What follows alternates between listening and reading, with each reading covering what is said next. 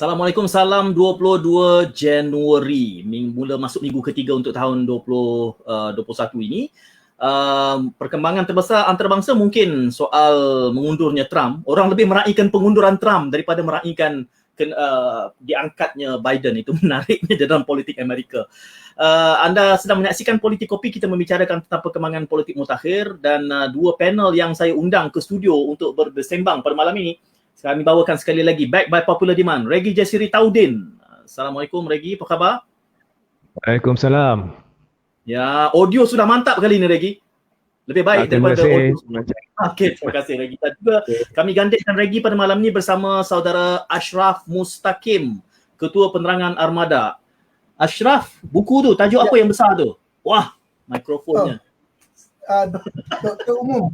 Okey, doktor umum ya. Itu menggambarkan sokongan ke ataupun penentangan? Saya tak pasti. Tak apa, kami menganjurkan untuk anda tengok. Kita belum mula bicara pun sudah ada soalan yang dikemukakan. Sabar, kita berikan sedikit ruang. Waalaikumsalam. Oh, ramai yang ada sekadar ingin memberikan salam khabar. Terima kasih kerana bertandang di Politik Kopi pada malam ini. Belum bermula lagi perbincangannya. Saya mengharapkan kesabaran anda untuk setia bersama kami dan yang lebih penting lagi untuk kita bersabar dengan perbezaan pandangan. Itu yang cuba diasuh di dalam dialektika ini bersama dua panel. Dan untuk tujuan kali ini saya mewar-warkan tadi, walaupun ada pandangan yang pelbagai, kami juga mengundang sekiranya anda ingin berinteraksi, nanti kami akan war-warkan talian telefon untuk anda mendapat tiket digital dan masuk ke dalam studio kami untuk tempoh yang singkat, bertanyakan soalan, berbeza pandangan ataupun bersetuju dengan kesemua panel yang dibawakan. Okey, dalam seminggu ini, Regi dan juga Ashraf mungkin minggu lalu lebih rancak kerana pelbagai cerita. Tetapi agaknya disebabkan oleh darurat dan PKP ni, tiba-tiba minggu ini mungkin politik agak sejuk sedikit. Semua sedang bertenang-tenang. Cuma saya bertanyakan soalan di peringkat awal perbincangan kita. Dengan sejuknya perkembangan politik ini, adakah bererti kita menantikan minggu hadapan akan semakin memuncak? Sebab saya tahu orang politik ni dia bukan boleh duduk diam, ada je nampak macam diam, di belakang tu banyak dia punya skimming dia. Saya nak mula dengan Regi dulu. Regi, lihat tenangnya minggu ini, minggu depan ni akan bergolak gambarnya. Apa pandangan awak Regi? Saya soalan tu agak luas, jadi kalau saya nak fokus spesifik ni, apakah yang pendapat ahli politik, what are they planning, susah. Cuma saya boleh katakan di sini adalah ini pendapat ikhlas saya tak akan berlapik. Okey, saya dapati majoriti ahli politik ni setakat ni bila saya kata ahli politik, saya cerita ketua-ketua parti dan juga ahli-ahli parlimen lah, khususnya kalau saya cerita belah-belah UMNO ya, yang beria-ia kononnya nak keluar, tarik sokongan dan sebagainya ya. Saya dapati 1001 kenyataan, 1001 komplot, 1001 cerita, action tak ada, tak boleh dipercayai. Tapi saya tetap berpendapat bahawa komplot-komplot sedang dirancang sebab pelbagai kumpulan ingin mencatuk untuk cuba sama ada masuk ke dalam pentadbiran yang sedia ada ataupun merampas tampuk kepimpinan negara. Ya, dan kalaulah pilihan raya dilaksanakan dalam tempoh terdekat ini, bacaan awal Regi apa? Siapa yang akan berada di kedudukan di atas dalam keadaan politik jajaran baru ni belum ada kerangkanya yang jelas? Undi Melayu Islam sudah berpecah teruk. Dan perpecahan itu bertambah selepas langkah Sheraton. Ini bukan saya cuba memihak lah, ini hakikat lah. Jadi Melayu Islam, mengapa saya kata undi Melayu Islam ni berpecah teruk selepas langkah Sheraton? Sebab kita lihat percakaran antara PAS, kita lihat antara PAS dengan UMNO, kemudian kita lihat antara UMNO dengan PPBM, dan kemudian kita lihat pelbagai perkara percanggahan yang disuarakan, yang telah memarahkan Melayu Islam. Contohnya PPBM kata nak tubuhkan kerajaan Melayu Islam, tetapi kemudian dia minta masuk Muafakat Nasional tetapi buka parti kepada non-Muslim.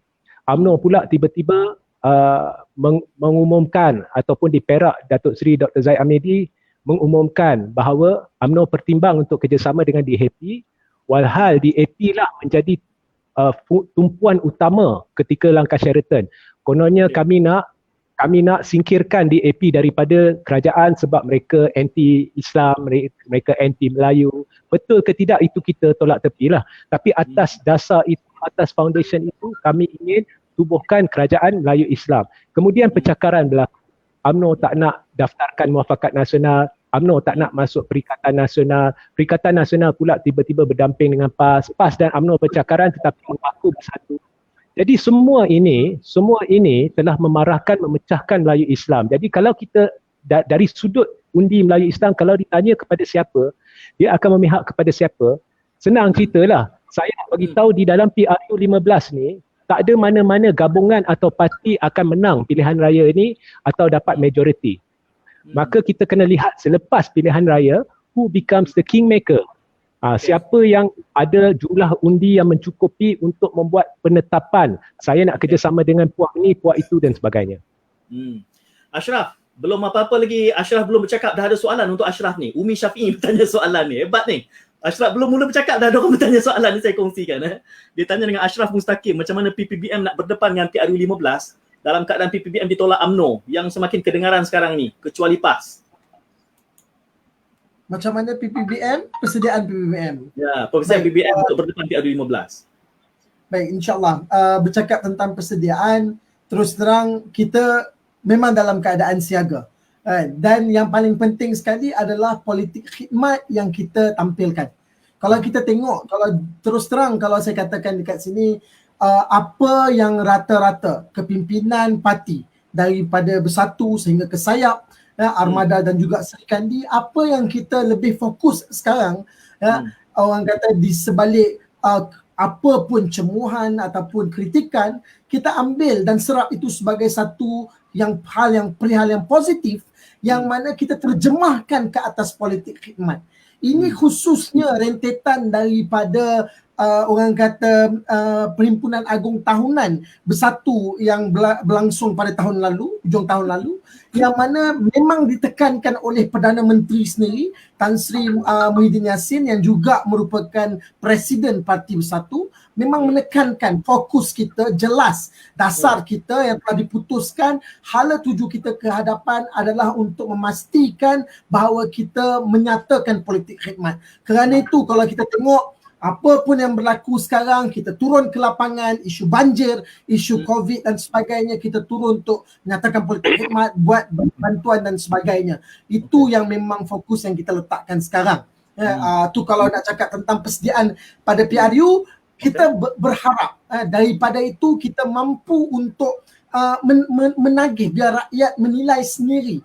Kita bukan nak berpolitik, kita bukan nak berpencak, kerana hakikatnya sekarang tambah-tambah dalam situasi saat diputuskan bahawa darurat itu melalui yang di-Pertuan Agong memutuskan bahawa sekarang ini adalah merupakan langkah-langkah darurat, kekangan daripada khususnya faktor orang kata perbalahan politik ini, maka kita terjemahkan nilai kita dan khidmat kita yang lebih terarah kepada membantu masyarakat. Itu yang kita letakkan fokus. Jadinya bercakap tentang kesediaan kita, biasalah. Kalau saya nak cakap tentang politik, kalau kita mengimbau dulu waktu zaman bersama dengan Pakatan Harapan, sampai ke hari dah jadi menang pilihan raya pun, esok tu orang tak setuju Tun Dr. Mahathir jadi Perdana Menteri.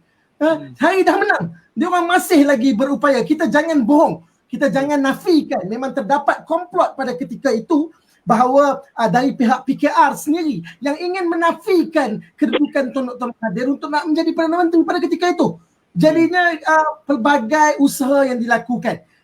Jadinya tak payah nak cakap lah tentang isu mungkin ada kedengaran itu, perbalahan ini dan sebagainya, kerana ini proses untuk kita nak menjahit semula ikatan-ikatan yang terpisah. Jadinya kita mungkin alami benda ni sebagai satu alami dan sebagai satu proses. Itu saja. Okey. Garang Ashraf malam ni masa kita minum teh tarik tak garang macam ni? Regi, Ashraf katakan bahawa prestasinya diukur berdasarkan khidmat. Cukup ke dengan politik khidmat ni boleh memberikan kemenangan bagi kerajaan yang sila. Okey, pertama sekali saya hormati pendapat Ashraf tetapi saya ingin memberi pendapat saya berkenaan dengan beberapa fakta berhubung dengan prestasi PPBM. Sebab apabila kita cerita kerajaan persekutuan, kerajaan ini adalah kerajaan yang dipimpin atau diterajui oleh PPBM. Jadi semestinya kita kena lihat prestasi PPBM. Jadi pertamanya saya nak tertib ya, saya nak ikut pendapat Ashraf berhubung dengan Anwar ya. Tidak dapat dinafikan sebelum langkah Sheraton ataupun sebelum langkah untuk menumbangkan kerajaan pimpinan Pakatan Harapan, tidak dapat dinafikan bahawa Anwar adalah masalah terbesar dalam pentadbiran negara walaupun dia tidak memiliki jawatan. Sebabnya, tak sampai 3 bulan Tun Dr. Mahathir Mohamad menjadi Perdana Menteri, sudah mula isu peralihan kuasa dimain-mainkan sama ada oleh Anwar ataupun otai-otai dia. Jadi perkara ni menjadi kritikal kerana pelabur sudah mula rasakan politik kita sudah berada di ambang kehancuran. Semua boleh rasa, orang the man on the street boleh rasa, penyaga boleh rasa, pelabur boleh rasa. Jadi perkara ini telah mengganggu kestabilan politik dan ekonomi negara. Tetapi Anwar jelas gagal mendapat sokongan majoriti. Malah sayalah orang atau pihak yang mendedahkan wujudnya surat akuan bersumpah palsu oleh Anwar untuk cuba timbulkan persepsi kononnya dia ada sokongan majoriti, dan saya telah mencabar Anwar untuk penyaman saya sekiranya dakwaan saya itu palsu. Malah saya terbitkan surat akuan bersumpah palsu Anwar ya, yang ada nama Muhyiddin dan Zahid. Jadi pelbagai helah dilakukan oleh Anwar, dan kita dah lihat baru-baru ini pun Anwar cuba satu lagi helah. Dia buat press conference, dia kata dia ada sokongan majoriti, tetapi bila menghadap yang di-Perdana Agong, saya tak tahulah, saya tak ada di sana, mungkin sekadar minum kopi lah, saya tak tahu. Tetapi yang jelas Anwar tidak menunjukkan sebarang bukti sokongan majoriti terhadap dia walaupun lambung-lambung nama yang di-Perdana Agong. So, mengapa saya cerita semua ni? Nombor satu, Anwar never a threat. Anwar tidak pernah jadi satu ancaman.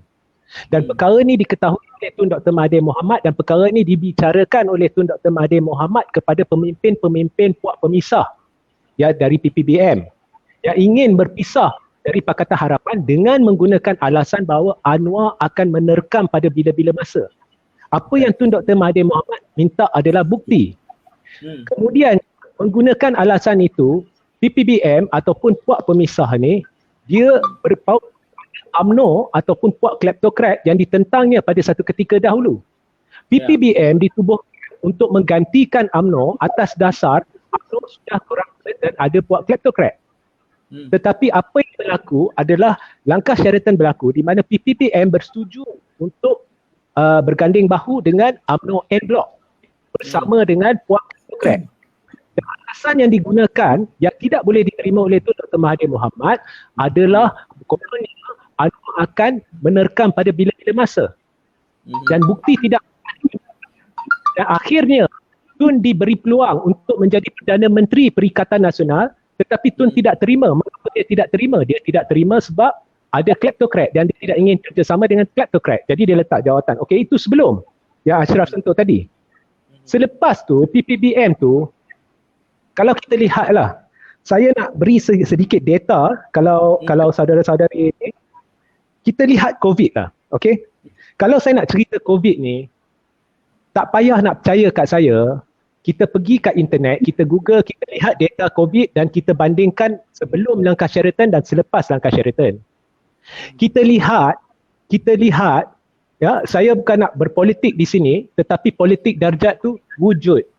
Kita lihat contoh Menteri Khairuddin, kita lihat pelbagai video masa kempen-kempen pilihan raya kecil dan pilihan raya negeri Sabah di mana beribu-ribu rakyat Malaysia dibawa masuk dalam kempen untuk dengar ceramah demi ceramah yang tidak sepertinya sebelum ni.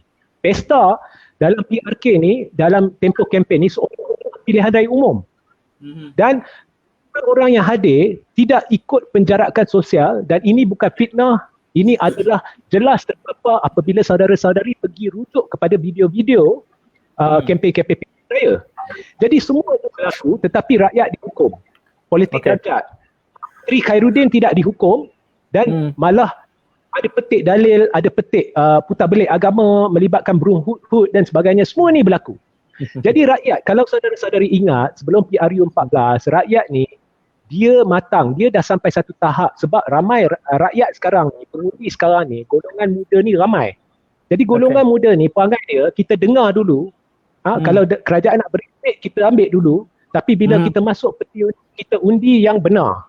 Dan perkara ni mereka mempengaruhi ibu bapa mereka, atuk mereka di kampung dan sebagainya. Jadi apa pun rakyat dah marah dan perkara ni kita boleh lihat di media sosial, di ruang komen, kita boleh lihat kalau kita pergi ke luar, kita cakap dengan peniaga-peniaga, ya. Why is the government doing this? Why? Mengapa mereka berbuat demikian kepada kita? Kita yang susah, kita yang fikir, tetapi yang beria-ia ingin pilihan raya, beria-ia ingin kempen, beria-ia ingin cantas kerajaan negeri ambil alih negeri adalah kerajaan persekutuan. Kemudian apabila Perdana Menteri memberi ucapan, apa yang dia lakukan ialah dia sentiasa cerita berkenaan dengan rakyat kena ikut SOP. Jadi rakyat marah. Saya nak beri sedikit data ya. Saya buat kajian.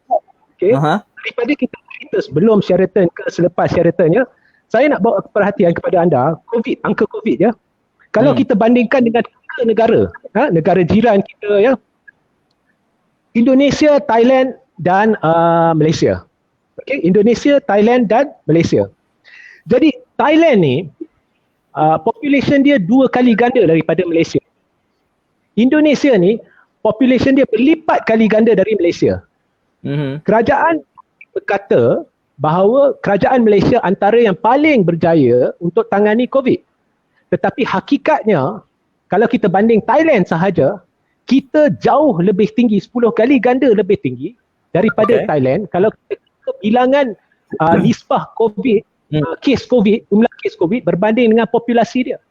Kalau kita banding dengan Indonesia yang negara dia berjuta rakyat dia, kita lebih tinggi. Mengapa? Ini satu. Dan last sekali saya nak cerita. Kalau kita kata kerajaan telah beri servis kepada rakyat, kerajaan telah ini, kerajaan telah itu, hakikat tetap hakikat.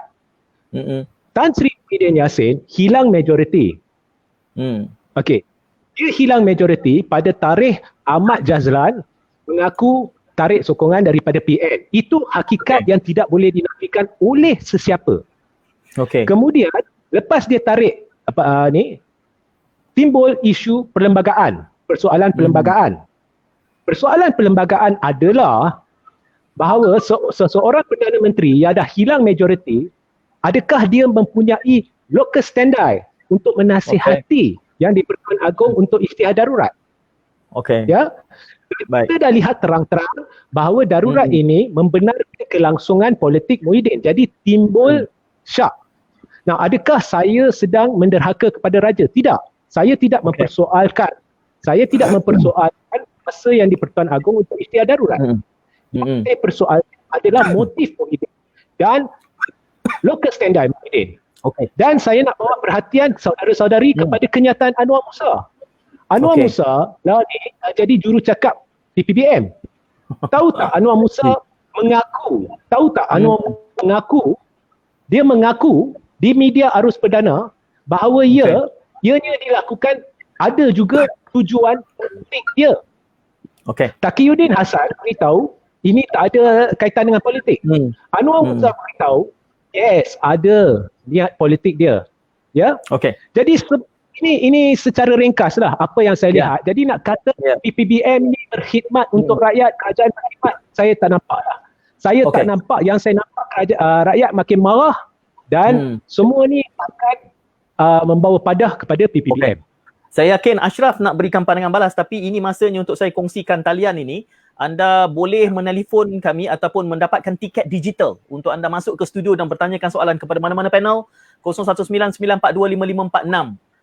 Dan ini merupakan tradisi baru kami mengajak penonton bertanyakan soalan secara langsung dengan mendapatkan tiket digital ini. Kerana apa video call? Kerana kita ingin mengelakkan ada banyak sangat fake account hari ni, Ashraf dan juga Regi ya.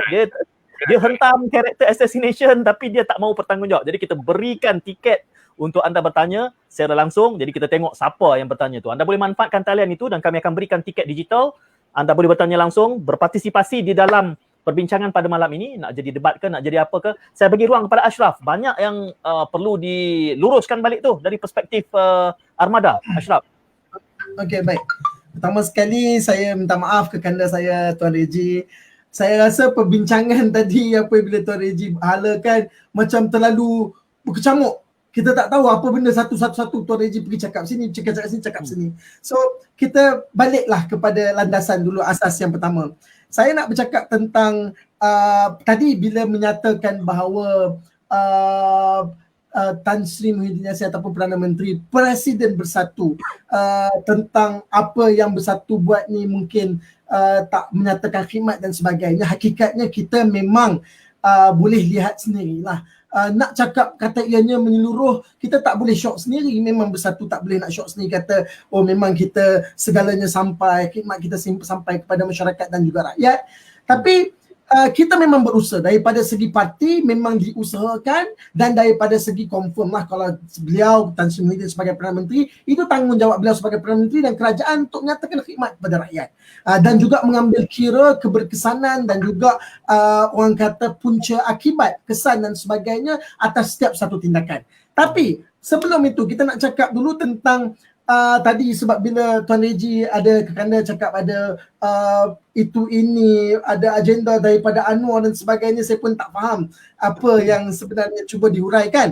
Cuma apa yang saya nak bagi tahu ke sini baru-baru ini dalam satu wawancara Malaysia Gazette, mantan ketua Armada Nasional sebelum ini YB Syed Saddiq Abdul Rahman yang saya cukup hormati, beliau sendiri menyatakan, mengesahkan, mengabsahkan, malah beliau sendiri rasa beritahu bahawa beliau tersepit dengan jawapan sewaktu langkah Sheraton yang dikatakan langkah Sheraton. Walhal hakikatnya langkah Sheraton itu semua orang juga hakikatnya sepakat, malah disepakati di peringkat, kalau kita tengok DPH itu sendiri, di peringkat Tun pula bila dia tak pergi ke mesyuarat Pakatan Harapan, malah Pakatan Harapan dah bawa numbers yang berbeza.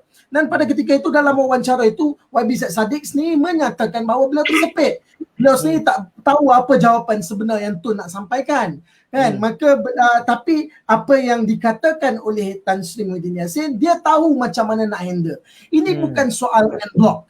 Hari ini kalau nak cakap soal en bloc, hari ini kita nak bercakap tentang bagaimana pula tadi dipersetujui juga oleh kekanda Reji bahawa Anwar Ibrahim hari ini telah pun mengatakan bahawa dia akan bersanggup untuk bekerjasama. UMNO menyatakan, pemimpin UMNO menyatakan bahawa mereka sanggup bekerjasama untuk menaikkan Anwar Ibrahim menjadi seorang Perdana Menteri. Kan? Bekerjasama dengan mereka yang terang-terangan sebagai kleptokrat. Hakikatnya UMNO yang dikatakan en bloc itu pula tidak pun mengikut apa yang dipersetujui. Kalau kita tengok bahagian-bahagian hari ini dalam UMNO banyak menolak dalam kalangan ahli parlimen dalam kalangan UMNO menolak untuk bekerjasama dengan Anwar Ibrahim. Tapi balik kepada punca akibat bagaimana segala ini meletus, kan?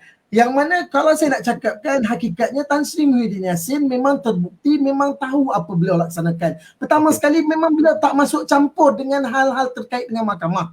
Kita tengok bagaimana keputusan mahkamah itu berlangsung dan tiada masuk campur, dan insiden penarikan pergolakan yang berlaku ke atas orang kata UMNO ke atas Bersatu telah saya nyatakan dalam debat saya baru-baru ini bersama dengan di TV Al-Hijrah bersama dengan wakil daripada UMNO, yang mana saya nyatakan secara tegak-tegak di situ adalah bahawa hakikatnya saat apabila keputusan Najib keluar, esok hari itu terus Presiden UMNO dan konco-konconya yang lain yang mana terpalit dengan yang kita gelar sebagai kluster mahkamah terus menyatakan bahawa menarik sokongan. Jadinya tak hairan dekat sini bahawa menyatakan pernyataan menarik sokongan, tapi walhal hakikat yang semua orang perlu terima bahawa adalah memang tak ada siapa pun ada jumlah di parlimen, tak ada siapa pun ada majoriti di parlimen. Jadinya berbalik kepada perlembagaan dekat sini, kuasa agung untuk nak menentukan darurat.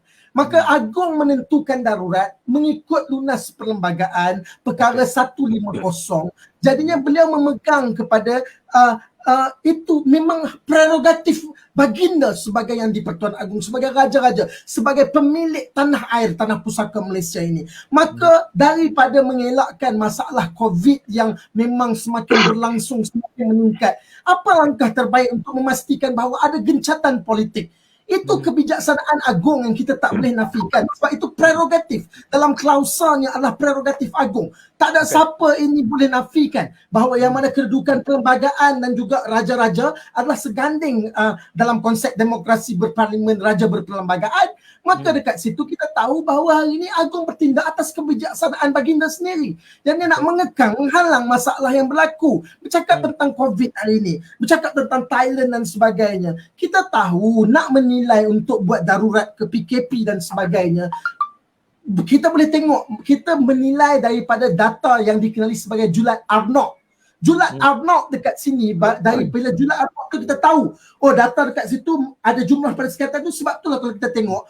Dan kerajaan sebelum ni berdasarkan pengalaman mereka, saya bukan orang kerajaan tapi kita faham macam mana kita boleh nampak macam mana perubahan tingkat dahulu dengan tingkat sekarang. Bagaimana dulu mungkin kita mengawal secara menyeluruh PKP, tapi sekarang ni sebab dia dah melonjak makin tingkat. Tapi setidaknya kita masih tahu pengawalan-pengawalannya yang bersifat orang kata macam setempat. Kita tahu oh julat dia dekat sini, kita dah boleh segmentasikan. Julat dia mencapai kalau 20 dia dah pergi merah. Maka kita kena buat kuarantin dengan cara ini dan sebagainya. Itu yang kita lebih, pengalaman kita yang telah mengajar kita sekarang. Jadinya pada saya itulah atas faktor keadaan semasa, kerana itu dicadangkan bahawa kita untuk melaksanakan PKP dalam masa yang sama, darurat itu pula adalah keputusan atas kebijaksanaan yang di-Pertuan Agong sendiri.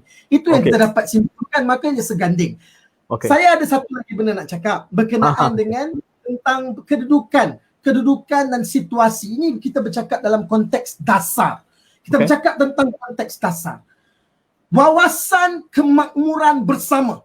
Wawasan kemakmuran bersama 2020-2030 adalah merupakan garapan cetusan idea bagi menggantikan wawasan 2020 yang puncanya tak terjadi disebabkan orang kata salah laku yang banyak yang pernah dilakukan oleh UMNO sebelum ini. Sebelum Pakatan Harapan memerintah, 20 tahun sebelum Pakatan Harapan memerintah, saya cakap juga sebelum ni waktu dalam mana-mana forum, perlu diingatkan sebab data ini ada dalam Institut Masa ada buat kajian ni, dengan ambil data daripada di Kementerian Kewangan, ambil data daripada pelbagai dan sebagainya. Hari ini apa yang berlaku berdasarkan data tersebut, 20 tahun sebelum Pakatan Harapan memerintah, apa yang berlaku adalah kita tengok bagaimana 1 trilion diperuntukkan untuk industri kecil dan sederhana. 1 trilion diperuntukkan untuk industri kecil sederhana, yang mana 689 bilion diperuntukkan kepada orang-orang Bumiputera, Melayu Bumiputera. Daripada jumlah tersebut, 689 bilion, 20 tahun sebelum Pakatan Harapan memerintah, apa yang telah berlaku adalah 689 bilion diperuntukkan hanya 9% sahaja keuntungan yang balik kepada negara, yang jadi hasil keuntungan negara, GDP. Maka dekat situ kita tengok apa yang terjadi. Pengkhianatan, orang kata sabotaj ekonomi, Alibaba, itu budaya yang pernah berlaku. Dan adakah UMNO berubah? Ruang selepas PRU diberikan kepada UMNO, adakah UMNO berubah? Dalam saat yang keadaan yang semasa ini juga, UMNO tak berubah hakikatnya. Mereka dah gagal dalam pilihan raya, kemudian ada peluang untuk nak menukar kepimpinan, mereka tak tukar. Dalam keadaan sekarang mungkin mereka masih nak menopang kluster-kluster mahkamah. Jadinya kita tengok dekat sini, setidaknya kedudukan bersatu. Kalau saya nak cakap dulu kita duduk bersama dengan Pakatan Harapan. Kalau kita duduk dengan waktu saat kita duduk dengan Pakatan Harapan dahulu, apa yang berlaku adalah kita tengok jumlah sokongan orang Melayu makin hari makin menurun. Januari 2020 dikatakan jumlah sokongan orang Melayu dalam keadaan Pakatan Harapan pula ketika itu, kita cakap tentang dasar itu sendiri. Minta maaf saya ambil masa ini, saya terpaksa untuk nak habiskan ni. Dalam keadaan dasar pada ketika itu, Pakatan Harapan terus terang DAP dan PKR dengan dasar pemikiran neoliberal mereka menolak dasar-dasar yang dipandang yang dibawa dalam wawasan kemakmuran yang dicitrakan oleh Tun Dr. Mahathir sendiri dan dibangunkan oleh Tan Sri Muhyiddin Yassin. Mereka menolak wawasan kemakmuran bersama pada pemikiran, kotak pemikiran pemimpin-pemimpin DAP dan PKR kebanyakannya adalah kesamarataan. Sedangkan agenda yang dibawa dalam dasar wawasan kemakmuran bersama adalah kesaksamaan. Jadi persoalannya dekat situ. Dalam pada Anwar nak tadi macam dikatakan oleh Kakanda Reggie, Anwar duk tekan. Tun Dr. Mahathir sendiri tahu dan arif maklum bahawa saat Anwar Ibrahim jadi Perdana Menteri, dia sendiri pun tak akan bawa wawasan kemakmuran bersama ni yang hakikatnya nak membantu keadaan orang-orang Melayu. Yang kononnya dikatakan DEB 2.0, tapi hakikatnya kalau diperhalusi kita bukan nak laksanakan seperti mana mungkin ada kekurangan-kekurangan yang ada dalam DEB. Maka hari ini kita buat perubahan demi perubahan. Maka disebabkan itu kita tahu sokongan orang Melayu pada ketika itu bersama dengan Pakatan Harapan, Januari 2020 hanya sekitar yang awalnya kita menang 26% menyebabkan kita menang PRU. Sokongan orang Melayu dah jadi 19%. Maaf, 21%. Dan sekiranya Anwar Ibrahim dikatakan, ni catatan daripada Merdeka Center mengatakan bahawa sekiranya Anwar Ibrahim jadi Perdana Menteri, sokongan orang Melayu akan turun 19%.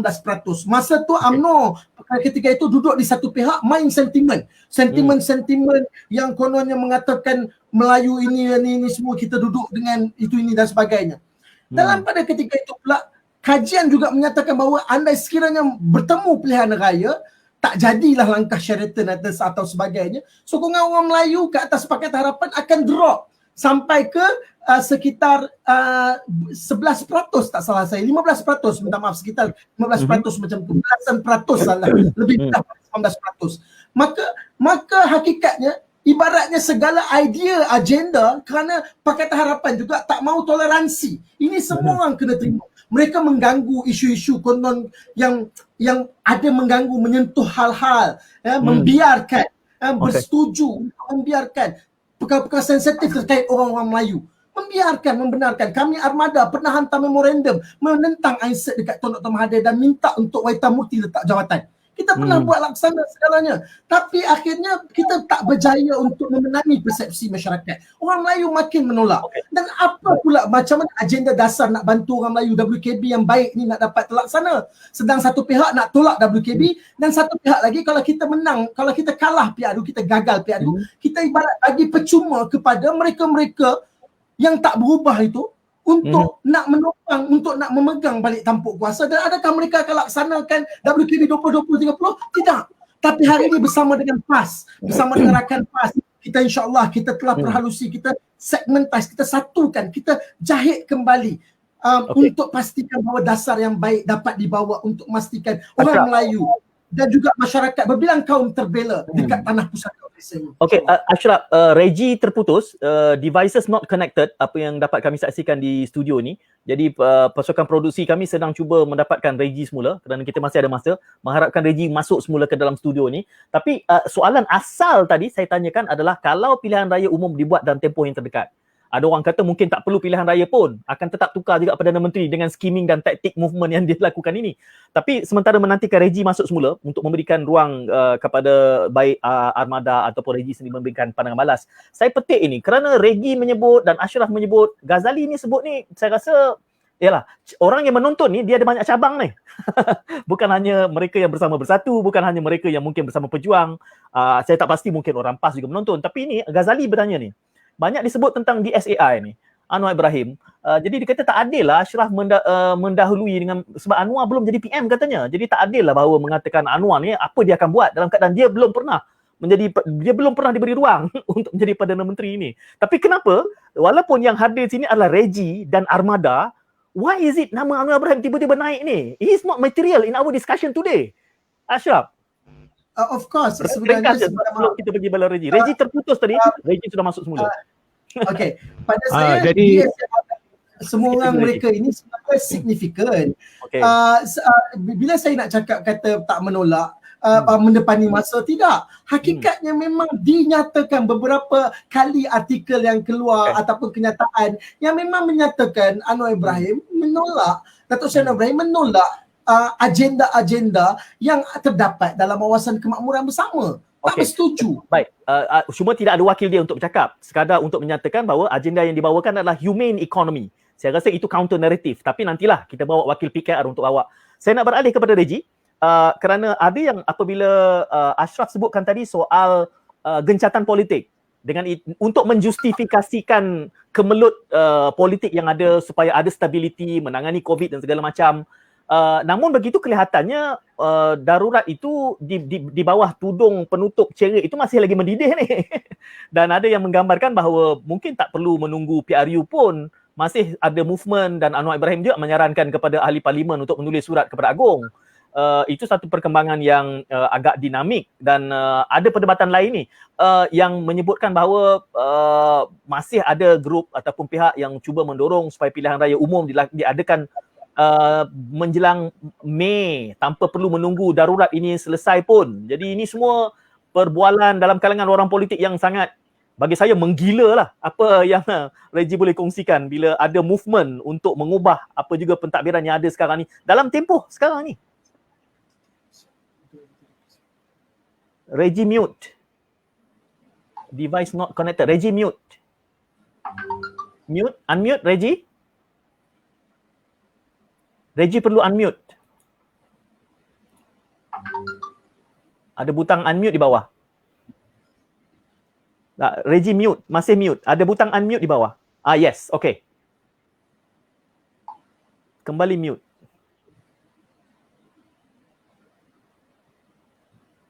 Ada butang mute di bawah. Reggie kena unmute.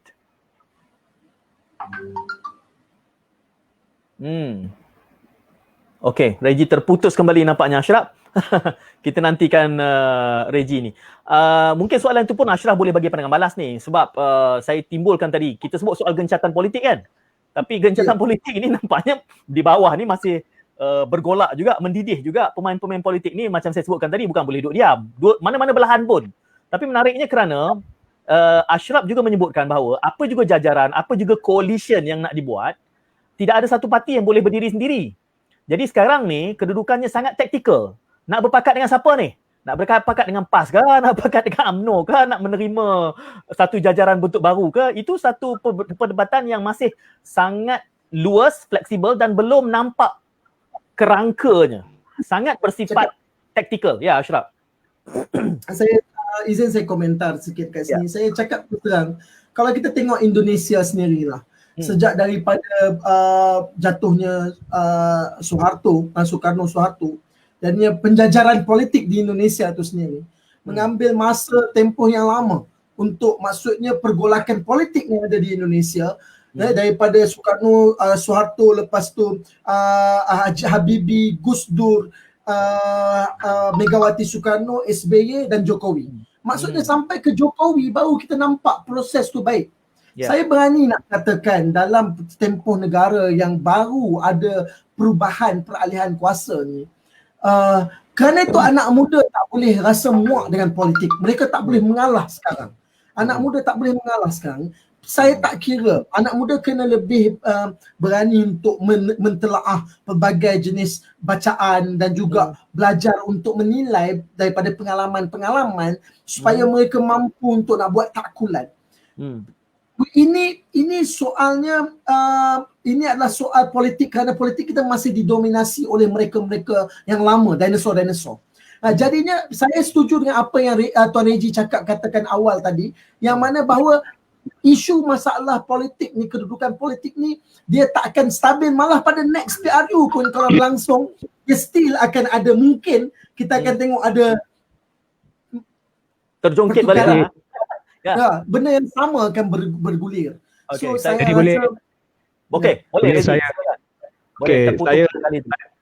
saya dah lama nak jawab, tapi sistem sentiasa tolak ni.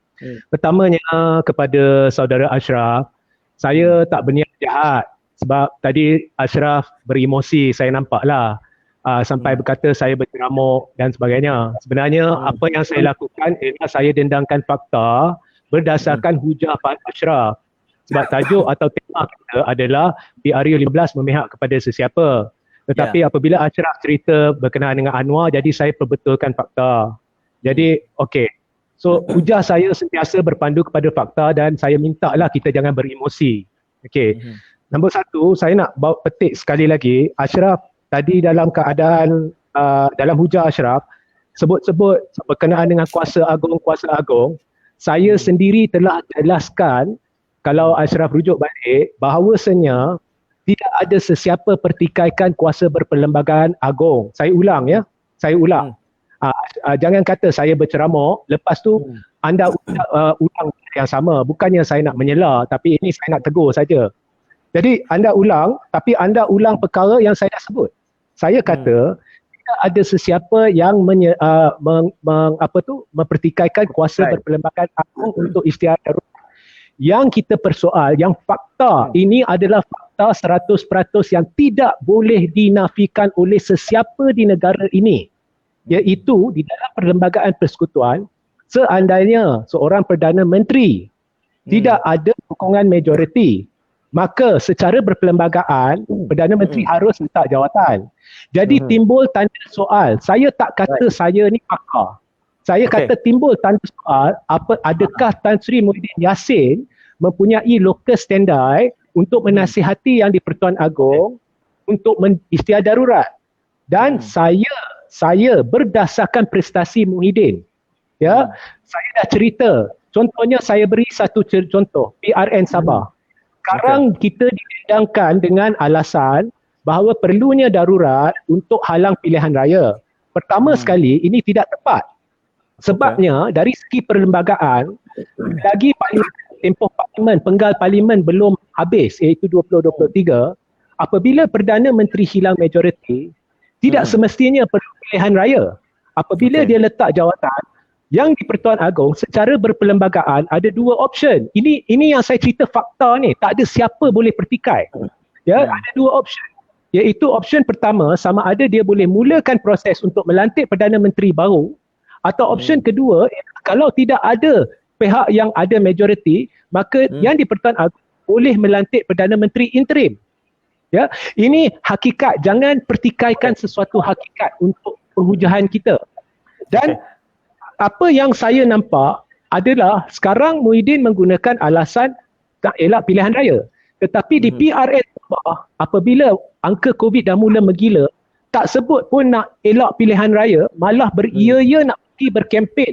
Dan dalam tempoh tu apabila angka COVID menggila, tidak pernah disebut sekali pun kita perlu hentikan pilihan raya ini, kita perlu nasihatkan Yang di-Pertuan Agong untuk mengisytiharkan darurat di Sabah.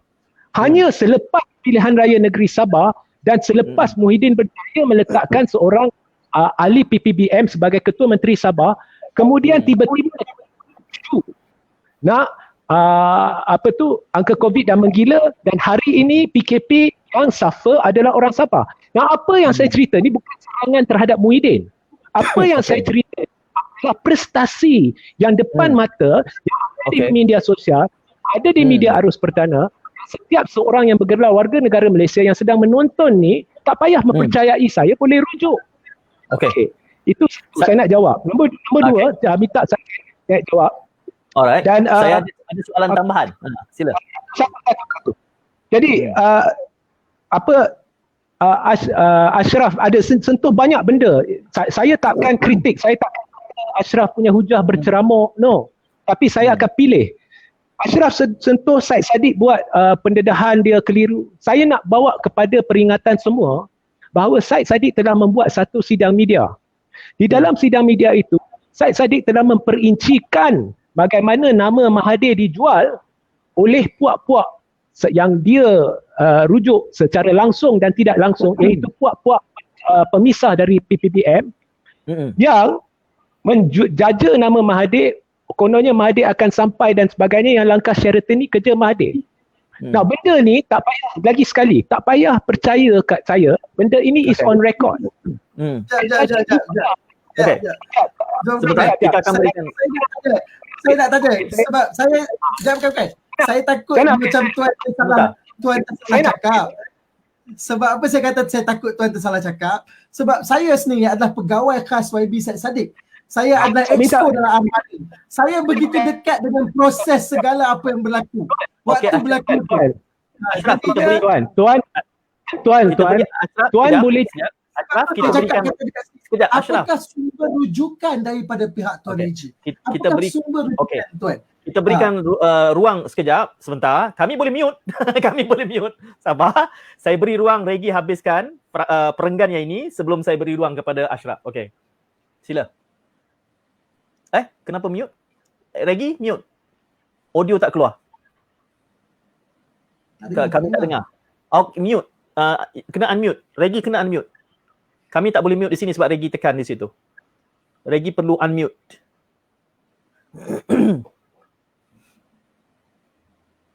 Regi tersangkut lagi. Regi cuba unmute. Ada butang unmute di bawah tu. Kami tak boleh buat di sini. Okey, boleh. Cuba. Sila boleh Regi. dengar? Okey, boleh. Okey. Kami berikan habiskan perenggan ni dan saya beri ruang. Okey, sila. Tadi saya dah kata dengan jelas, Syed Saddiq telah membuat satu sidang media di mana ada representasi media yang hadir. Di dalam sidang media tu, Syed Saddiq ada jelaskan dengan terperinci perkara-perkara melibatkan langkah Sheraton yang bercanggah dengan hujah Ashraf tadi. Saya tak kira. Saya tak menghina saudara Ashraf. Saya tak kata kamu bukan exco, kamu bukan ini, kamu bukan itu. Saya tak payah jadi exco. Saya menonton sidang media yang dibawa oleh media arus perdana. Dan saya galakkan semua penonton pergi rujuk kepada media arus perdana, pergi YouTube pada contohnya Astro Awani dan sebagainya ke media yang ada dalam YouTube, News Straits Times ke apa ke, baca kenyataan Syed Saddiq yang saya sendiri ada bawa. Jadi lagi satu, Syed Saddiq ada jelaskan bagaimana pengalaman dia dulu. Dia dia dipanggil oleh Datuk Sri Hamzah Zainuddin. Syed Saddiq menceritakan bagaimana Hamzah Zainuddin beritahu bahawa Muhyiddin ni sebenarnya aspirasi dia nak jadi Perdana Menteri. Jadi semua yang saya ceritakan ini hanya untuk menjawab soalan. Jadi saya tak berniat untuk berkata saya betul atau salah, sebab audiens yang dengar ni boleh rujuk kepada media arus perdana. Okey Ashraf, Regi, kita beri ruang kepada Ashraf tadi nak buat celahan. Sila Ashraf. Okey, pertama sekali lah, saya nak bagi tahu dekat sini terkait dengan berkenaan dengan apa yang diperkatakan terkenal Syed Saddiq. Waktu sidang media tersebut pun saya berada bersama dengan beliau. Jadi saya ada dalam segenap proses apa yang terjadi. Jadi kita tak menafikan dekat sini. Yang kita nak katakan dekat sini hakikatnya bahawa Tuan telah meletakkan jawatan. Tuan memang telah meletakkan jawatan. Itu adalah satu line yang mana kemudian bila diajak, ni baru-baru ini ya, komentar apabila yang disebut tentang YB Syed Saddiq adalah baru sahaja Malaysia Gazette buat wawancara dengan YB Syed Saddiq. Ya, saya pun memang ada dalam sekitar proses itu dan dia tak reveal yang benda ini yang saya rasa baru yang mungkin dia reveal, sebab dalam proses sidang media yang A tu ni A, ini B. Okey, yang A tu waktu sidang media yang Tuan Regi cakap, dia cerita tentang isu insiden-insiden ini, tapi hakikat di sebalik bahawa adalah Tun Dr. Mahathir memang dah meletakkan jawatan. Tapi kita tak nak menilai tentang hal itu. Kita nak bercakap tentang yang proses seterusnya, apa hal yang seterusnya yang Syed Saddiq menceritakan bahawa terjadi sekian-sekian hal yang mana dia tersepit dan Tun seakannya menyatakan, mengabsahkan sokongan kepada Tan Sri Muhyiddin Yassin, kerana itu langkah itu diteruskan. Jadinya kita bukan nak bicara tentang dan macam kita cakap tadi.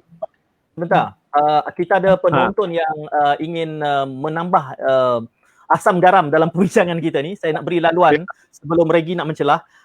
Sudah bersedia di dalam talian adalah Rezwan Ahmad. Jadi saya berikan laluan. Kita ada 2 minit kepada saudara Rezwan. Jadi manfaatkan 2 minit ini. Sila. Okey, baik. Terima kasih Tuan Moderator. Saya nak tunjukkan soalan ni kepada Ketua Penerangan Armada. Okey. Soalan senang je. Kenapa PPBM mengaitkan Dato' Seri Anwar Ibrahim sedangkan dia tak ada langsung dalam kerajaan PH? Okey. Dia tak ada langsung. Alright. Kan? Kenapa kita nak menyusahkan diri, meninggang kepala untuk berfikir tentang dia tak bantu dan sebagainya. Okey. Baik, itu saja ya, Ridwan. Okay, terima kasih. Baik, sama-sama. Jadi kita keluarkan Ridwan dari talian. Tuan Moderator, nampak audio visual saya tak? Tak ada, visual tak ada, tapi kami dengar suara dengan baik. Tak apa, cukuplah. Okey. Sebab kami boleh dengar. Atau nak saya keluar masuk balik? Terpulang. Kalau begitu saya teruskan dengan Ashraf dulu. Okey, sebab soalan ni saya nak jawab. Okey, soalan nak jawab. Soalan Ridwan. Okey. Tak apa. Ashraf jawab. Tak apa. Saya keluar, saya masuk balik. Okey, baik. Saya kira tadi sebenarnya Ashraf sudah memberikan jawapan, tapi oleh kerana Rizwan bertanyakan tadi, saya beri ruang lah untuk Ashraf beri laluan lagi. Sementara menantikan Regi masuk dalam studio. Okay. Ya. Pertama sekali, kenapa mengaitkan Datuk Seri Anwar Ibrahim? Sebab beliau adalah antara watak politik yang terlibat sehingga kucar kacirnya berlaku ataupun sehingga terjadinya tragedi yang perubahan peralihan kuasa dan sebagainya. Kan dia antara sosok yang terlibat. Kalau bercakap tentang dia tak terlibat dengan kerajaan, beliau sendiri menafikan juga hasrat-hasrat dan juga agenda yang kita cakap dekat sini tentang jalan kita nak membawa ke hadapan. Bila saat dekat situ kita nampak, ini yang sebab saya katakan antara keyakinan saya bahawa Tun Dr. Mahathir sendiri mungkin menolak untuk Anwar Ibrahim untuk nak menjadi Perdana Menteri adalah faktor-faktor idealisme beliau yang bercanggah dengan apa agenda demi untuk orang Melayu, apa agenda untuk wawasan kemakmuran bersama dan sebagainya. Itu yang mungkin daripada segi idealismenya. Jadinya faktor-faktor itu mungkin menghalang kenapa dia tidak bersetuju. Kita tak tahu sebab Dr. Mahathir pun tidak menyatakan dengan secara terang dan nyata penolakan ke atas Datuk Seri Anwar Ibrahim. Tapi Anwar Ibrahim sebenarnya tak dalam kerajaan, tapi dia terlibat dalam banyak hal. Politikopi pada malam ni Anwar Ibrahim bukan fokusnya. Itu nanti kita minggu depan kita akan bincang lain. Dan mungkin saya boleh benarkan nanti satu lagi, kalau ada soalan yang ingin bertanya secara video call, kami kongsikan sekali lagi. Dan saya berikan ruang kepada Regi nak membalas. Sila. Tak, saya tak nak membalas sebab apa yang saya dah katakan kepada Ashraf tu saya rasa 1-2 saya petik cukup lah sebab kita di sini bukannya untuk berdebat. Jadi saya pun nak beralih kepada tajuk kita iaitu PRU 15 akan memihak ke siapa ya. Jadi di luar rancangan saya beritahu bahawa saya tidak nampak sesiapa yang akan menang PRU 15. Okey. Jadi kita akan dapat situasi di mana satu-satu kumpulan tu akan, kalau dia jadi kingmaker, contohnya saya jangkakan satu kuasa ketiga yang tidak berpaut kepada mana-mana gabungan secara rasmi akan menjadi kingmaker. Okay, itu saya rasakan. Rakyat sejarah telah membuktikan malah di seluruh negara perkara ni berlaku bahawasanya apabila kita melihat di tim A ataupun A dah gagal, kemudian kita lihat B dah gagal dan rakyat resah dengan A dengan B, maka rakyat selalunya akan memilih option C. Okay? Tapi apa pun saya nak bawa perhatian kepada perosotan prestasi UMNO. Okay? Sedikit ya. Ada sebab saya jelaskan. DPRK Slim. DPRU, kita mula dengan PRK Slim ya. Kalau kita dengar hujah-hujah contohnya, ini contoh je, ini contoh. Kalau PPBM terlibat, saya akan analyse PPBM, tapi PPBM tak terlibat, jadi saya kena analyse UMNO. Jadi contohnya, di Slim, banyak diperkatakan calon pejuang kalah dan sebagainya. Kita lihat data ya. Di PRU 14, keputusannya UMNO menang 8,000 lebih undi, PAS menang 4,000 lebih undi. Tapi oleh kerana UMNO dan PAS sekarang bekerjasama dan sebelum PRU 14 pun bekerjasama, tapi oleh itu kita tak boleh bandingkan UMNO dengan UMNO. Kita kena gandingkan UMNO dengan PAS. Jadi jumlah undi UMNO dengan PAS sebelum PRU 14, pada PRU 14 di Slim adalah 12,430. Di PRK Slim jumlah undi UMNO PAS ya, sebab calon UMNO adalah calon UMNO PAS sebab mereka berganding ya, adalah 13,040 undi. Tahu tak saudara-saudari, walaupun ditandingi oleh seorang calon bebas dari pejuang, tak kala pejuang baru diumumkan tak sampai 2 minggu dan belum berdaftar, tahu tak peningkatan undi UMNO PAS 630 undi. Dan kempen, kalau kamu terlibat, sebab saya terlibat secara tidak langsung, kalau kamu lihat kempen BN, seolah-olah ini dah PRU.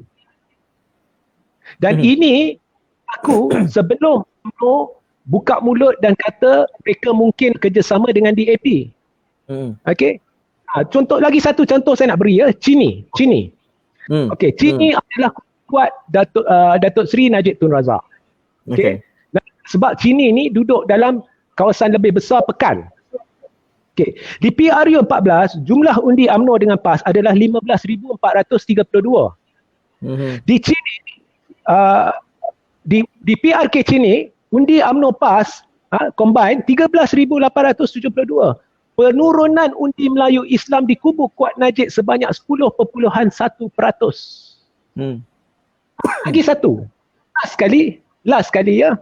Saya nak lihat di Sabah. Di Sabah, saudara-saudari tak tahu bahawa sebelum pilihan raya, ramai tak tahu bahawa telah berlaku persempadanan semula. 2 kerusi yang dimenangi oleh PPBM adalah kerusi baru. 4 kerusi yang dimenangi oleh UMNO adalah kerusi baru. Manakala itu PPBM ambil 6 kerusi daripada UMNO. Jadi kalau kita tolak kerusi-kerusi baru ni, kita lihat sebenarnya nombor 1, PPBM menang atas Ehsan UMNO yang memang pun dah menjunam. Nombor 2, kalau kita tolak tu dan kita tolak kerusi baru, PPBM macam ni. Lagi satu, saya nak perincikan keputusan. UMNO Sabah di PRN 12 ya, PRN 12 tahun 2008, dia dapat 32 kerusi. Di PRN 13 dia dapat 31 kerusi, turun 1 kerusi. Di PRN 14 dia dapat 17 kerusi. Di PRN Sabah baru-baru ni campur dengan kerusi baru pun baru 14 kerusi. Menjunam. Dan itu sebelum Zahid buka mulut dan kata DAP nak kerjasama. Dan dia pun sedang pertimbangkan. Kemudian lihat, jangan ceritalah, tak payah ceritalah. Warisan. Okey, ini saya nak bawa pada perhatian. Ini data ni. Pada PRN Sabah, Mahathir berkata saya sokong Syafiq Abdal sebagai Perdana Menteri. Syafiq Abdal melafazkan bahawa dia sokong Perdana Menteri Mahathir. Okey, dia sokong Mahathir. Jadi Syafiq Abdal ni boleh dikira sebagai calon mantan Perdana Menteri. Kita jangan ambil kerusi DAP lah, sebab DAP gabung dengan Warisan di Sabah kan. Kita jangan ambil kerusi DAP. Warisan menunjukkan peningkatan daripada 21 kerusi kepada 23 kerusi.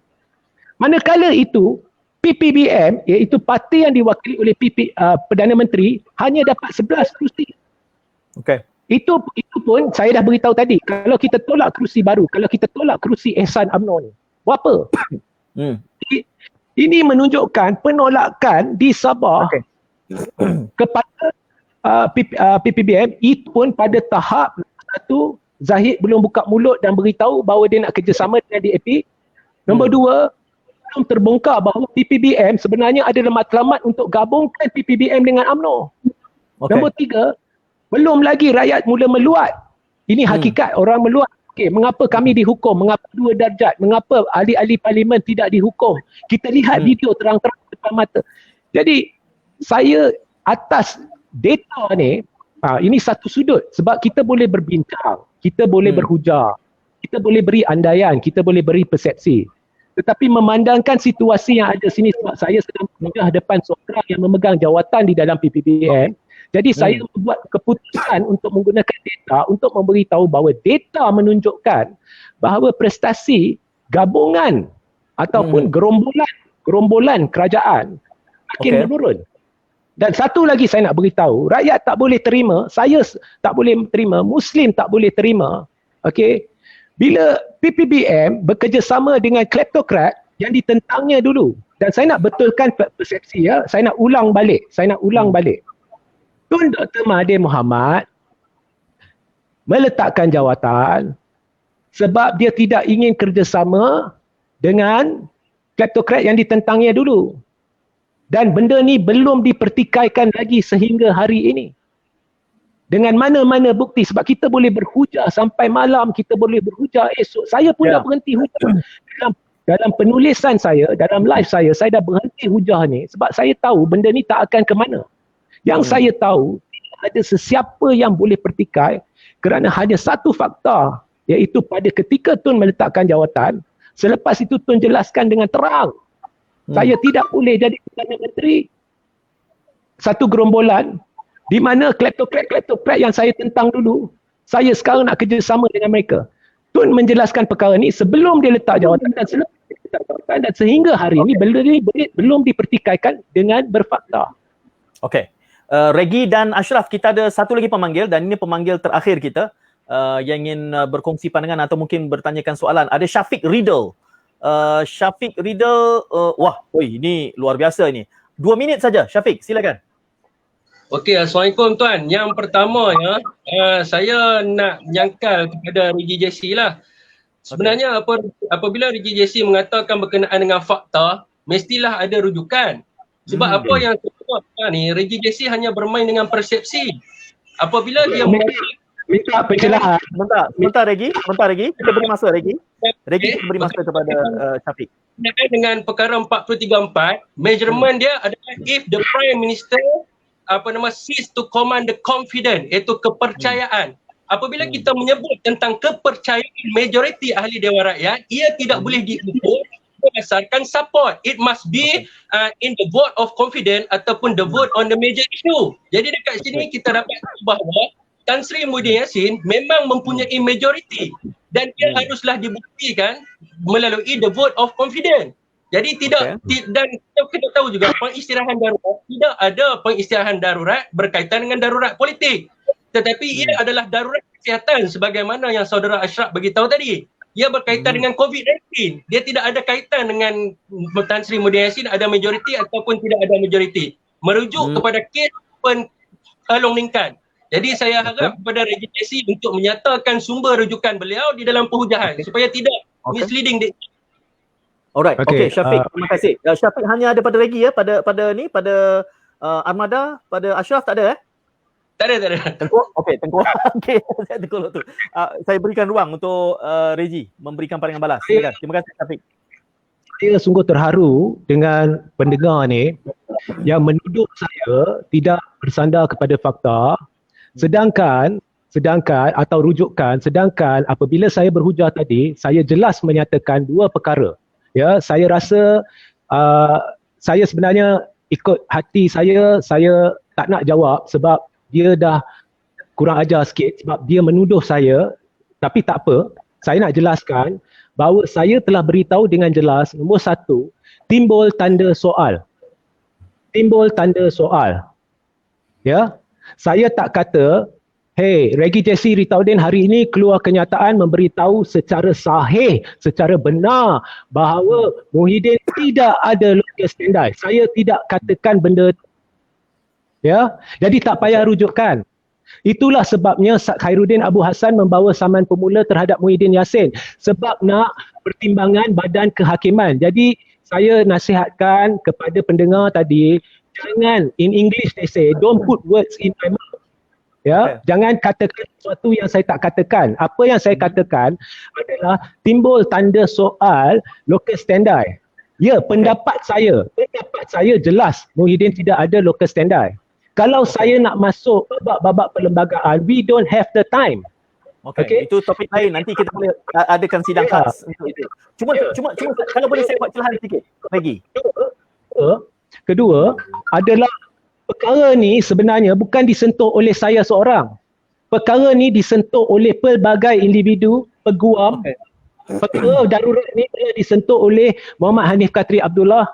Jadi saya sarankan pendengar ni juga rujuk kepada video Muhammad Hanif Katri Abdullah, rujuk kepada Miria Arus Perdana berkenaan saman pemula yang telah dibawa oleh Khairuddin Abu Hassan. Dan nombor dua, saya telah jelaskan dengan tepat, dengan terperinci bahawa adalah prerogatif yang di-Pertuan Agong untuk mengisytiharkan darurat, dan saya dah berulang kali beritahu tidak ada sesiapa yang mempersoalkan hak berperlembagaan yang di-Pertuan Agong untuk isytiharkan darurat. Ya, jadi perkara ni kena jelas. Ya. Baik.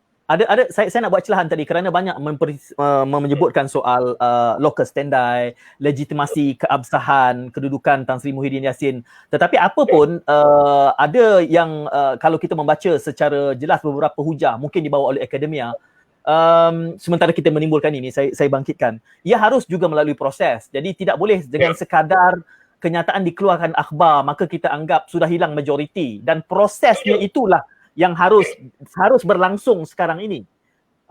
Tetapi jadi sekadar satu dua, ya sila JC. Tapi timbul tanda soal sebab dokumen atau kenyataan yang dibuat di umum yang telah diberi komen oleh PPBM sendiri, ahli-ahli PPBM, contohnya apabila Ahmad Jazlan tarik sokongan dia daripada Kerajaan Perikatan Nasional. Okay. Jadi benda ni telah dikomen oleh Taqiyuddin Hassan. Jadi pemimpin-pemimpin sedar dan benda ni dibawa di media arus perdana.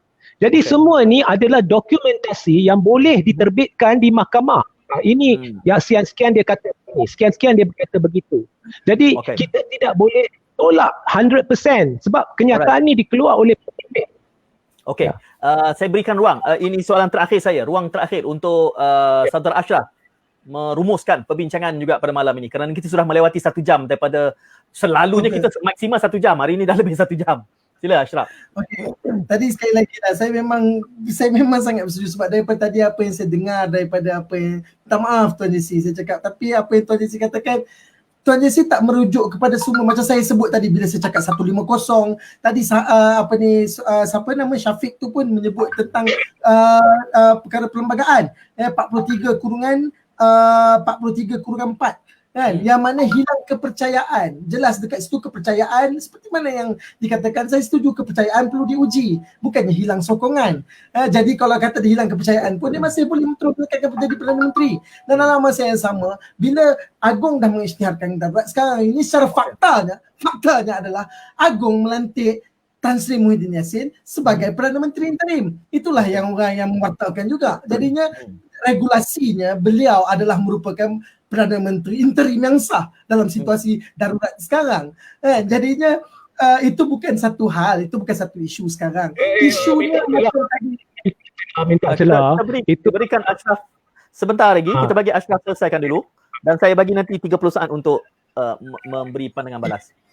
Isunya tadi sebab tu saya katakan kita bagi segenap rujukan, macam bila saya kata saya rujuk kepada waktu bila dikatakan tentang sidang media Syed Saddiq tu, saya ada dekat situ berkenaan dengan contoh yang diberikan Malaysia Gazette, pergilah tengok video dekat situ kan, memang dinyatakan dengan jelas dan nyata dan kita merujuk kepada sumber-sumber, bukannya data dan sebagainya itu sebagainya. Hakikat data juga sekarang ni adalah gabungan rakyat Sabah, contohnya UMNO sendiri di Sabah tak ada isu seperti mana di Semenanjung. Kalau kita tengok Bung Mukhtar, beliau bersama dengan Haji Ji dan sebagainya, dan Haji Ji adalah orang kata menteri, ketua menteri yang sah. Persoalan yang kita nak tanya dekat sini, bagaimana kalau warisan tiba-tiba sertai Perikatan Nasional? Nak cakap apa? Itu yang mungkin kemungkinan yang boleh terjadi. Segalanya berkemungkinan. Segalanya berkemungkinan. Bagaimana kalau sekiranya hal itu terjadi? Bagaimana yang mana pejuang andai katanya tak, yang dalam situasi yang dikatakan masih tak dapat tertubuh ini, bagaimana pula sekiranya yang memimpin warisan di Semenanjung mungkin sebab warisan mungkin memilih untuk menjadi sebuah kerajaan yang ada entiti di Semenanjung, tapi yang lead di Semenanjung adalah Syed Saddiq sebagai contoh. Bagaimana kalau hal-hal ini berlaku? Jadinya kemana pula local standby orang-orang yang nak berada dalam yang nak bertanding ini? Jadinya bercakap tentang tempat nak bertanding sebab topik kita adalah PRU15 adalah hal ini yang perlu diputuskan. Sedangkan Tun sendiri tak mampu untuk nak menerima koalisi bersama dengan Anwar Ibrahim.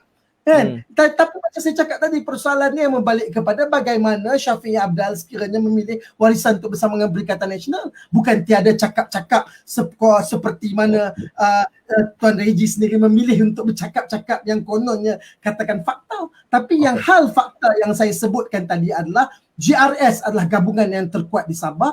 Ya, kita belajar daripada pengalaman apa yang berlaku di Sabah seperti mana disebutkan oleh Tuan Reji, dan kita sendiri memang tak nak lagi ada kesusahan yang rakyat alami. Kita nak pastikan supaya rakyat tu kita dekat dan peluk erat. Kita berkhidmat, kita bantu masyarakat dan sebagainya. Dan sebab tu kita laksanakan segala jenis apa agenda yang dapat diketengahkan dan dikemukakan kepada rakyat. Dan yang paling penting sekali juga saya cakap daripada segi dasar dan strategi adalah contohnya wawasan kemakmuran bersama, citra Tun Dr. Mahathir itu sendiri yang masih diteruskan oleh Tan Sri Muhyiddin Yassin. Maka itu yang kita akan capai, tekad kita yang nak membantu supaya orang Melayu, bangsa, rakyat berbilang kaum terbela untuk memastikan tingkat dan taraf hidup masyarakat akan dinaikkan lagi. Itu adalah hasrat kita dan moga diterjemah pada PRU 15 akan datang, insyaAllah. Regi nak mencelah. Ya, okey. Ashraf habiskan. Sekejap. Bercakap tentang itu Tan Sri Muhyiddin Yassin, seorang yang terbukti juga mengutarakan janji dia apa yang dia nak cakap. Dia pun dah bagi satu komitmen bahawa selepas daripada PRU darurat ini sehingga bulan 8 atas sebab COVID tadi yang seperti mana saya katakan, sebab kita tengok daripada Jula Arnold, saya dah jelaskan tentang Jula Arnold dan sebagainya. So kalau kata COVID ini insyaAllah berharapnya selesai dan darurat itu selesai dan tak berlanjutan, dan kita akan pastikan bahawa mandat rakyat dikembalikan. Itu adalah komitmen Perdana Menteri. Maka itu yang kita akan pastikan. Kita akan nantikan. Regi nak menambah, saya nak bagi 30 saat setiap seorang, dan tapi sebelum Regi mula bercakap tu, saya nak kongsikan besok malam, kalau anda meminati politik, besok malam adalah anekdot. Kita bercakap tentang implikasi daripada penangguhan Perhimpunan Agung UMNO. 2 jalur suara. Katanya ada 3 pihak. Katanya ada 5 pihak. Tapi kami dapat datangkan 2. Bastin On dan Tun Faisal besok malam pukul 9. Kalau anda ingin menyarankan siapa-siapa saja yang membawa jalur ke-3, ke-4, ke-5 dan boleh dipujuk untuk hadir ke studio besok malam, maklumkan kepada kami, kita akan tambah lagi pada panel besok malam. Bercakap tentang jalur-jalur yang ada, grup yang ada, tim yang ada di dalam UMNO. Besok malam Tun Faisal dan juga Bastin On. Jadi bersama kami lagi besok pukul 9 malam. Saya berikan 30 saat setiap seorang. Saya mula dahulu dengan Regi. Sila, 30 saat. Sebelum saya mulakan 30 saat ni, satu pembetulan saya nak buat kepada fakta pembetulan. Iaitu tadi diberitahu bahawa Muhyiddin telah dilantik sebagai Perdana Menteri interim. Ini adalah saya tak tahu fakta ni datang dari mana, tapi saya nak beritahu ini adalah kepalsuan. Dan satu teguran sebelum saya ulaskan, apa yang audience ke dah tanya tadi, saya dah huraikan dan saya dah jelaskan. Dan setahu saya, apa yang saya huraikan tadi, contohnya apabila saya memberitahu sesuatu perkara tu secara berfakta, saya berikan data, saya berikan hujah, saya berikan figures, ya, yang mana tak perlu, saya tak perlu. Contohnya apabila saya kata timbul tanda soal apakah kuasa prerogatif Tan Sri Muhyiddin Yassin adakah dia ada standar. Jadi kalau nak berkisar sekitar situ ni, saya rasa buang masa lah. Okay, dan saya rasa kita dah jauh tersasar daripada tajuk hari ni. Jadi saya rasa it's childish lah saya nak ulang benda ni. Jadi saya harapkan kita buat ulasan ni, masing-masing ketengahkan isu ataupun pendapat tanpa try to have rendah-rendahkan pihak yang lain lah. Saya rasa itu lah. Jadi pendapat saya penjelasan. Saya mula. Secara keseluruhannya, saya mendapati bahawa pentadbiran Tan Sri Muhyiddin Yassin telah gagal dan rakyat terseksa sebab jelas ada politik darjat, jelas ya, daripada nak lihat dari segi video apa yang berlaku, dari segi hukuman-hukuman yang tidak dikenakan kepada ahli parlimen dan sebagainya. Jadi saya rasakan ada politik darjat dan saya rasakan the government is high-handed, high-handed. Dan saya ada banyak hujah, ada banyak data di sini berkenaan dengan FDI di negara ni. Contohnya saya nak beri data tapi tak sampailah, tak ada masa lah. 15 saat. Bagaimana FDI negara kita telah menurun, bagaimana semua ni saya tak boleh nak huraikan. Jadi saya rasa prestasi ekonomi tidaklah seperti digambarkan dan perlu ada perubahan pentadbiran, dan saya rasa satu kesedaran telah timbul di kalangan masyarakat secara amnya. Tetapi kesedaran ini juga compounded by perpecahan dalam undi Islam. Jadi kepada topik secara rumusannya, PPRU 15, apa yang saya jangka adalah kemenangan tidak akan berpihak kepada sesiapa. Yang saya jangka adalah prestasi PPBM akan menjunam teruk. Prestasi UMNO PAS akan menjunam teruk dan akan muncul kuasa ketiga yang akan menjadi kingmaker sebab rakyat sudah rasa A dan dia sudah rasa B dan dia akan menjurus ke arah C. Iaitu pendapat saya. Okey, baik. Terima kasih. 30 saat kepada Ashraf. Saya rasa banyak juga saya telah nyatakan. Macam saya katakan tadi, kalau sekarang ni bukan Perdana Menteri interim, apakah kedudukannya, kita pun hakikatnya darurat dipanggil. Seperti mana keadaan Mageran, seperti mana apa keadaan contoh Mageran, seperti mana kalau kata keadaan orang kata tangguhan untuk pilihan raya, seperti mana dalam mana komitmen Perdana Menteri sendiri adalah untuk memanggil orang kata apa sidang pilihan raya yang akan berlangsung, maka itu adalah komitmen. Jadinya bercakap tentang possibility bersatu untuk menang atau kalah berada dan sebagainya, terus terang saya katakan koalisi ataupun susunan penjajaran politik ini andai kata diatasi dengan baik dan insyaAllah juga andai rejuvenasi, tadi macam katanya esok perbincangan terkait dengan UMNO, rejuvenasi ini berlaku dalam UMNO dan dapat dilakukan orang kata perubahan, insyaAllah kita akan temui kebaikan dalam khususnya untuk gabungan sebuah koalisi Melayu Bumi Putera yang kukuh, insyaAllah. Ya, baik. Itu dia. Kita awal-awal lagi mengatakan bahawa kita harus ada kesediaan untuk mendengar dan kita bersetuju untuk tidak perlu konklusif ataupun bersetuju dengan mana-mana pihak, terpulang ke akhirnya undi adalah rahsia. Tak ada siapa yang boleh mengganggu undi kita pada pilihan raya nanti. Haruslah kita perhitungkan dengan penuh kewajaran dan rasional yang ada. Kerana itu kami mengadakan ruang ini agar kita terbuka untuk mendengar. Dan besok malam jangan lupa ya, Tun Faisal dan juga Bastin On dalam konteks membicarakan tentang apa maknanya bila Perhimpunan Agung UMNO kadang katanya nak menarik sokongan itu harus dibawa kepada PAU. Tiba-tiba PAU pula tak berlangsung. Dan alasannya mengatakan bahawa kerana menghormati darurat. Jadi apapun besoklah perbincangannya, ada 2 jalur yang kami bawakan di situ. Saya sebutkan 2 jalur, 2 school of thought lah barangkali. Kerana katanya ada 3 tim, ada kata 5 tim dalam UMNO ni. Kita cuba nak identify siapa tim siapa. Jadi kita dapat 2 itu. Malam besok anda juga masih boleh berinteraksi bersama kami. Terima kasih kepada semua yang setia bersama kami. Jangan lupa untuk menjadi ataupun memasuki menyertai saluran channel Telegram Dialektika TV dan juga menyertai grup Dialektika TV Tetangga kerana di situ adalah platformnya untuk kami membina kandungan secara bottom up. Bukan kandungan yang diingini oleh siapa-siapa tapi kandungan yang kita sama-sama mahu. Dialektika TV Tetangga grupnya, grup Telegram yang telah pun dikongsikan di dalam ruangan chat.